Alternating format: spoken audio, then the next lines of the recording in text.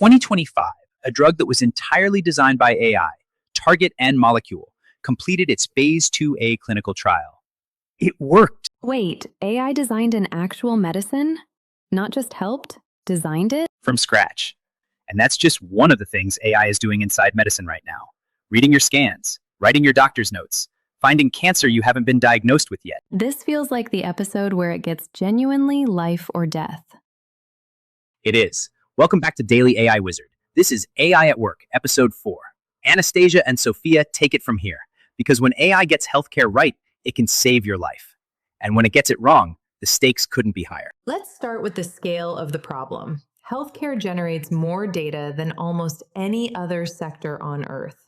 MRI scans, lab results, clinical notes, genomic sequences. But for most of its history, the people who needed that data couldn't actually use it. Too much, too scattered, too slow to process. The result? 3 connected crises. First, diagnostic delays. A scan sits in a queue for days while a radiologist works through a backlog, and early detection windows close. Second, clinician burnout. Office-based physicians spend more than 5 hours on their electronic health record for every 8 hours scheduled with patients. Documentation time is literally tripling the odds of burnout. And third, a drug development system that costs over $2 billion and more than a decade per drug, with a 90% failure rate. AI is being put to work on all 3. Medicine has always been pattern recognition. A skilled clinician seeing thousands of patients and building up a mental library of what illness looks like. The first revolution was evidence-based medicine and electronic health records. Writing those patterns down, standardizing them, digitizing them. But the data stayed siloed. A scan in one system, a lab result in another, a note nobody could search. The second revolution is now. AI that can actually read all of that data together, find patterns across millions of patients that no single clinician could ever accumulate, and apply them in real time. The shift is from augmenting memory to augmenting perception itself. 4 big areas. 1. Diagnostics. AI reading scans and pathology slides often as accurately as specialists. 2. Drug discovery. AI designing the molecules that become medicines, compressing timelines from decades to years. 3. Admin and clinical notes. Ambient AI listening to consultations and writing the documentation, freeing the doctor to actually be with the patient. And 4. Personalized care.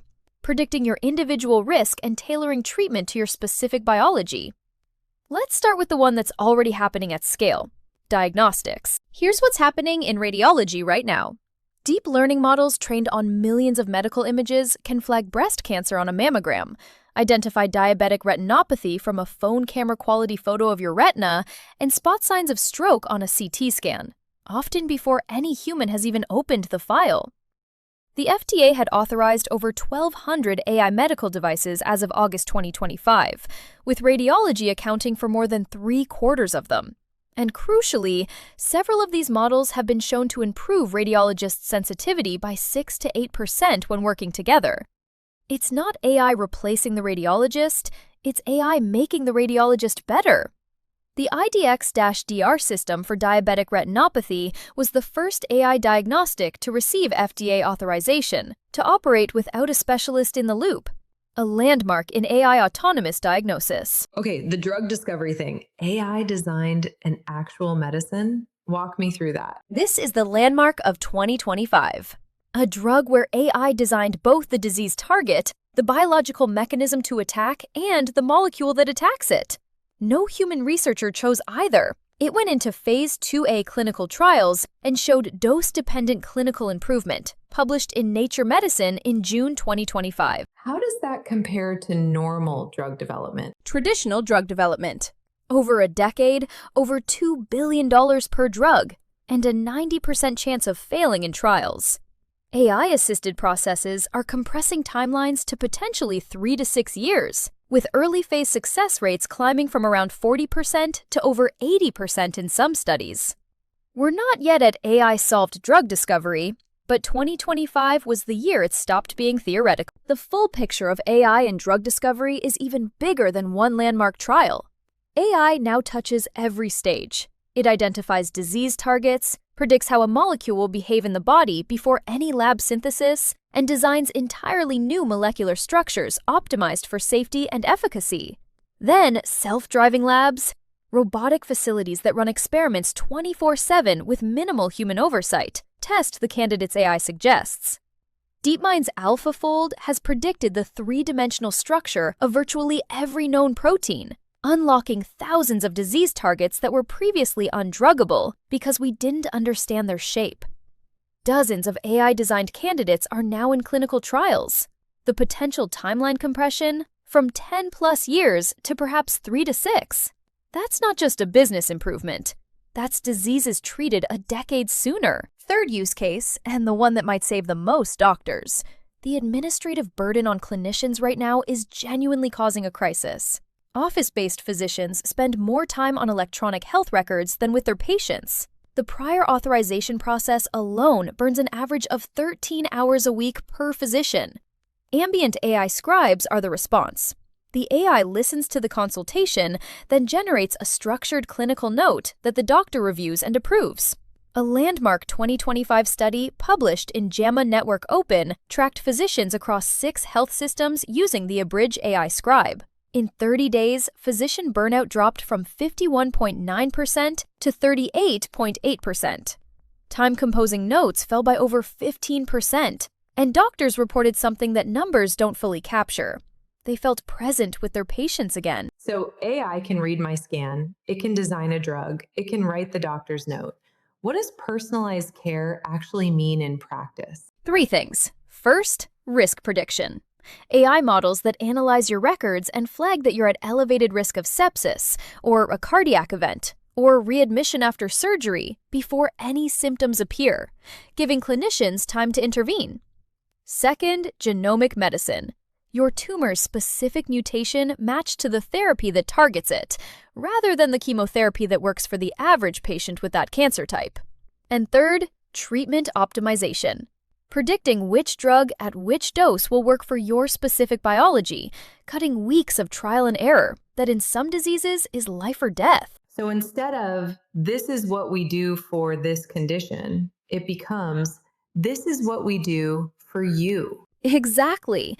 And that shift is what the whole field is moving toward. 51.9% burned out. 38.8% burned out. 30 days. That reduction isn't just a statistic. It's doctors staying in medicine. It's patients keeping their doctor. It's the human cost of a broken system, reduced by a piece of software that just listens and writes. So the doctor doesn't have to. Same 4-step loop we've seen in banking and insurance, but step 3 here is categorically different. In banking, if an AI fraud model has a bad day, someone gets a payment blocked. Frustrating, but reversible. In healthcare, a model that misses a tumor on a scan or wrongly reassures a patient can cost a life. So the validation step, rigorous clinical studies, peer review, FDA clearance for diagnostic use, isn't bureaucracy. It's the only thing standing between a model that works in the lab and a tool that's safe in a clinic. And step 4 matters just as much. Post-market surveillance. A model trained on hospital data from one health system can perform very differently on patients from a different demographic.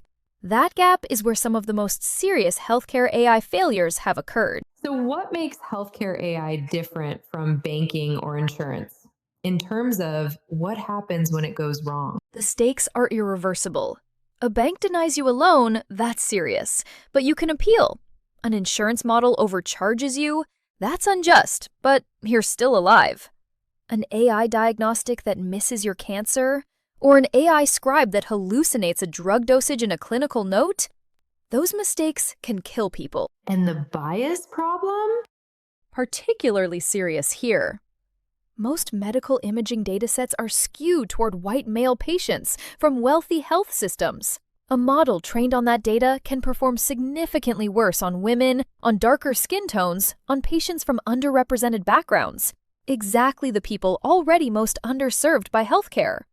When AI amplifies those gaps, it doesn't democratize medicine, it entrenches inequality. Okay, let's name the specific things that can go wrong in healthcare AI. 3 main ones. First, dataset bias. Medical AI is only as good as the data it was trained on, and most imaging datasets are dominated by patients from wealthy, mostly white health systems. A skin cancer detection model trained on light skin images performs meaningfully worse on dark skin. A cardiac risk model trained mostly on male patients can miss warning signs in women. The bias in, bias out problem we've seen in banking, but with higher stakes. And the scribes, can they actually make things up? They can. Ambient AI scribes have been shown to occasionally hallucinate clinical details, wrong medications, wrong dosages, wrong symptoms. And a clinician reviewing a long note quickly might miss it. That's a patient safety risk that requires careful oversight.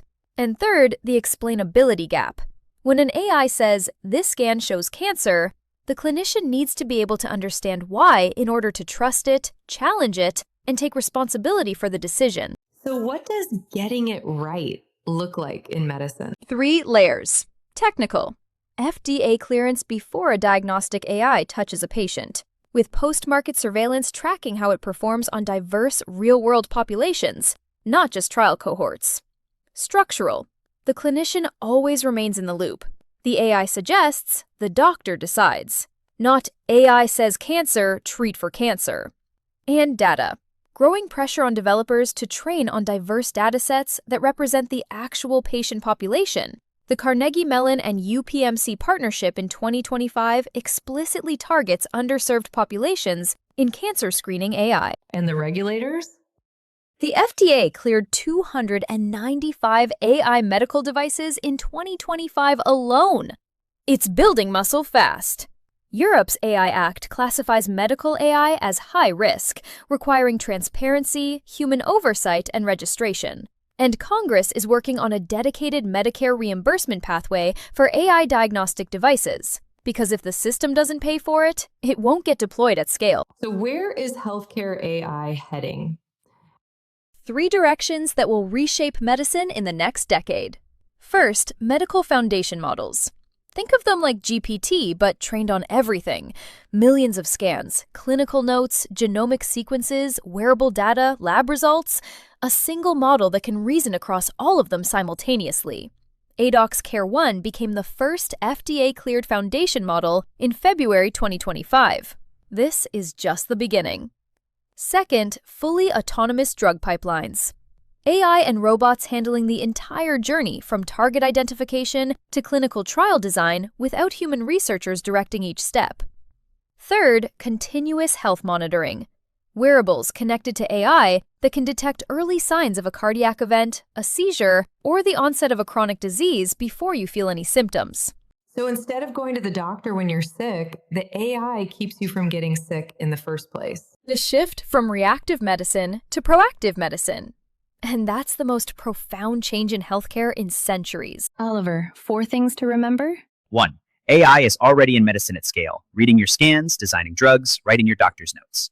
2. The wins are profound. Faster diagnosis, burnout dropping in 30 days, and the first AI-designed drug showing real results in human trials. 3. The risks here are the highest we've seen in this series. Bias in training data, hallucinations in clinical notes, and a wrong diagnosis can cost a life.